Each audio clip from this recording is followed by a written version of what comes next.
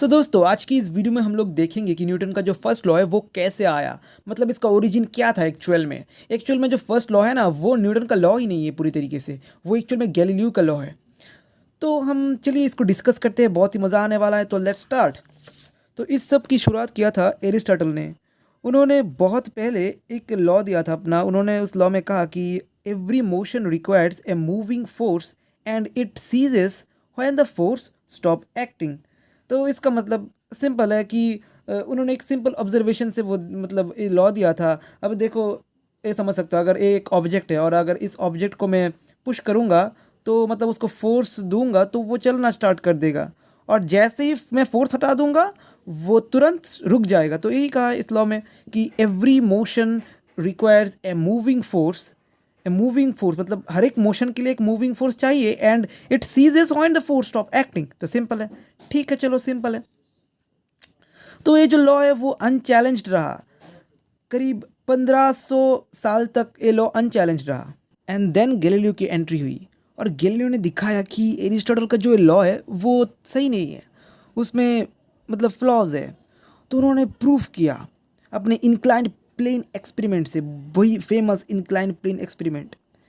उन्होंने क्या किया, इस एक्सपेरिमेंट में दो इंक्लाइंड सरफेस लिया एंड उस सरफेस को कुछ एंगल पे रख दिया, और दोनों इस सेम एंगल पे पहले उन्होंने रखा। मान लो कि वो 60 डिग्री पे रख दिया, और एक सरफेस के ऊपर एक ब्रोंज का बॉल रखा, और उस ब्रोंज का जो बॉल है उस बॉल का हाइट मेजर कर लिया, मान लो h1 है। एंड देन क्या किया, उस बॉल को उन्होंने जेंटली छोड़ दिया, और देन उन्होंने गौर किया कि वो बॉल आया आया और यहाँ तक, सिर्फ यहाँ तक ऊपर उठा, लेकिन पूरा नहीं आ सका, इनिशियल हाइट तक नहीं पहुँच पाया। तो उन्होंने उस एक्सपेरिमेंट को दोबारा किया, लेकिन इस बार थोड़ा सा चेंजेस लाए। इस बार जो दोनों सरफेस है उन दोनों सरफेस को उन्होंने 2-3 दिन तक पॉलिश करते रहे एंड देन दोबारा वही एक्सपेरिमेंट किया। और इस बार उन्होंने पाया कि जो बॉल है वो थोड़ा मतलब सेकेंड सरफेस पे और ऊपर उठा उस पॉलिश करने के बाद। और जब फिर से उन्होंने दोबारा पॉलिश किया, लेकिन तब भी और ऊपर उठा तो सही बात है, लेकिन इनिशियल हाइट जितना ऊपर नहीं पहुंच पाया। और तब उन्होंने अपना एक लॉ दिया कि हम जितना पॉलिश करते रहेंगे वुडन सरफेस को उतना ही फ्रिक्शन घटेगा। ठीक है, ये हमारा मेन लॉ नहीं है, हमारा मेन फोकस कुछ और है। अब देखो क्या हुआ, अब उन्होंने अपना दिमाग लगाया।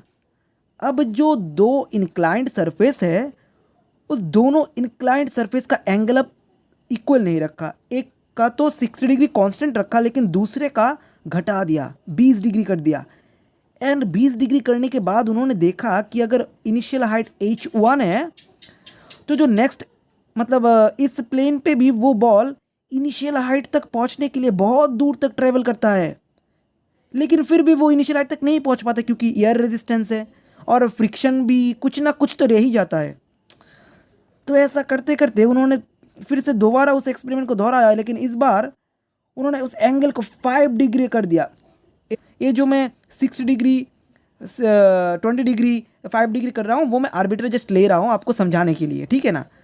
और जो पहला एंगल है वो तो 6 डिग्री ही रखा, लेकिन इस बार क्या हुआ, वो बॉल और ज़्यादा दूर ट्रैवल किया उसको पहुँचने में, इनिशियल हाइट तक पहुँचने के लिए। और तब गैलीलियो के दिमाग में आ गया सब, मतलब पूरा चीज़ खुला हो गया कि एक्चुअल में अगर कोई फ्रिक्शन ना हो तो वो बॉल इनिशियल हाइट जितना ही ऊपर उठेगा। एंड उससे उन्होंने समझाया कि अगर मैं कुछ ऐसा करूं कि एक सरफेस को मैं 60 डिग्री पर रख देता हूं और दूसरे को 0 डिग्री पे, और उस बॉल को अगर मैं छोड़ देता हूं तो वो बॉल इनफाइनाइट समय तक चलता ही रहेगा, वो कभी रुकेगा ही नहीं, अगर कोई फ्रिक्शन एंड कोई मतलब एयर रेजिस्टेंस या फिर फ्रिक्शन ना हो तो। अगर एयर रेजिस्टेंस और फ्रिक्शन ना हो तो वो बॉल चलता ही रहेगा, कितने समय तक, इनफाइनाइट समय तक। एंड क्यों चलता रहेगा, क्योंकि वो बॉल उस हाइट तक पहुंचना चाहता है, मतलब जो इनिशियल हाइट h1 है उस h1 तक पहुंचना चाहता है, और h1 तक पहुंचने के लिए वो बॉल इनफाइनाइट समय तक चलता रहेगा। और अगर आप थोड़ा दिमाग लगा के देखो तो यहाँ पर गैलीलियो ने एरिस्टोटल का लॉ डिस्प्रूव कर दिया। कैसे? एरिस्टोटल ने क्या कहा था, अगर फोर्स रुक जाता है देन वो ऑब्जेक्ट भी अपना मोशन करना बंद कर देता है, लेकिन गैलीलियो ने प्रूफ कर दिया कि ऐसा सही नहीं है। इस बार तो वो इनफाइनाइट काल तक चलता ही जा रहा है विदाउट एनी फोर्स। माइंड करना चीज़ को, विदाउट एनी फोर्स वो बॉल चलता ही जा रहा है और इनफाइनाइट काल तक चलता ही जाएगा। और इसी चीज़ से यही है असली न्यूटन के फर्स्ट लॉ, अगर आप थोड़ी ध्यान से सोचोगे तो।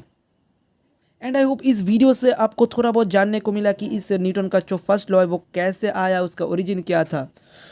सो see you in the next video. All the best guys.